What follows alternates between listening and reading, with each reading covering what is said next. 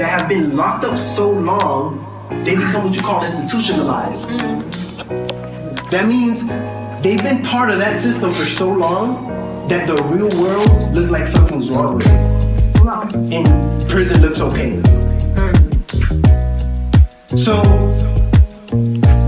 how do you check in to this corporate prison? Right? First of all, we've been shaped by society to design your life. True or not true? Can we agree money's not everything, but it does affect everything that goes on in your life. It affects your finances, right? Your obviously, right? Your family, what school they go to, where do you live, your zip code, your neighborhood, your neighbors, right? It affects how much you donate or give back to church, how many vacations you take every year, if you take any at all.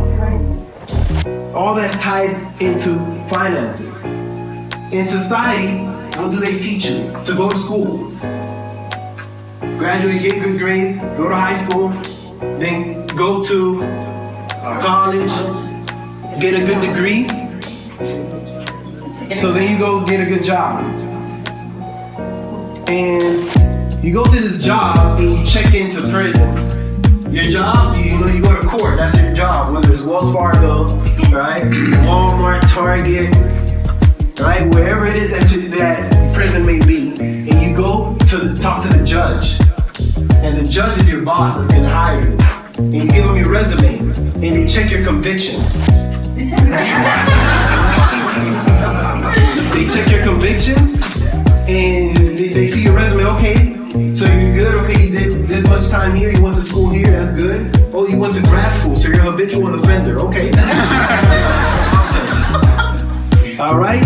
And then they check your resume and say, okay, you're good. We're gonna hire you, and we're gonna sentence you 40 years to life. Boom.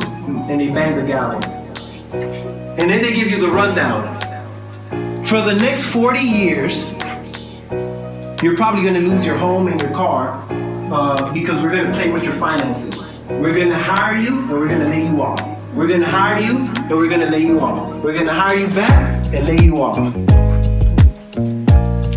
For the next 40 years, you're probably gonna get a divorce because we're gonna work you so many hours, you're barely gonna have time to spend with your family. Right? For the next 40 years, you better show up here every day at 9 a.m. And if you're late, we're gonna send the dogs out after you. We're gonna call your house. We're gonna call your spouse. Where is he? Where is she? How come they're not here on time? And if you continue to do that, we're gonna reprimand you and you're gonna go into lockdown. And we have no choice but to give you 1 hour for lunch. But you better be back by 1 o'clock. Because if not, we'll send the dogs out after. And then after that, you know, we're gonna give you visitation. You're gonna get to go home and see your family on the weekends. But you're gonna be so tired because we're gonna work you so much that when you get home, you're not gonna have time to do any activities with your family. You're not gonna have time to run errands. You're not gonna have time to do chores, catch up on chores, because you're gonna be so tired. And you better be back here Monday morning at 9 o'clock. Because if not, you're gonna get in trouble again. You're gonna get in trouble again and we'll start giving you the worst hours. You're now gonna have to work on weekends. You're now gonna have to work through holidays, on your birthday, on your anniversary. And we're gonna give you a badge. You're gonna get a badge with your name tag. So the warden can recognize you when you walk around here.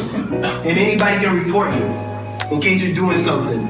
In case you're running up the water in the bathroom. You're plugging up your cell phone. You're always on the phone.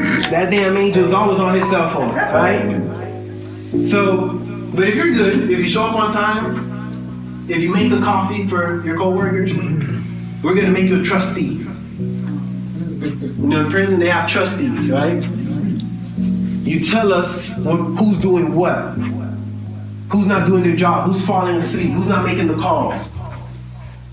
And within the next 40 years, maybe 30 or 40, if you get lucky enough, you get to go in front of the parole. And they get to see or reevaluate if you're able to retire. Because it's guaranteed nobody has retired and financially freed themselves from this prison.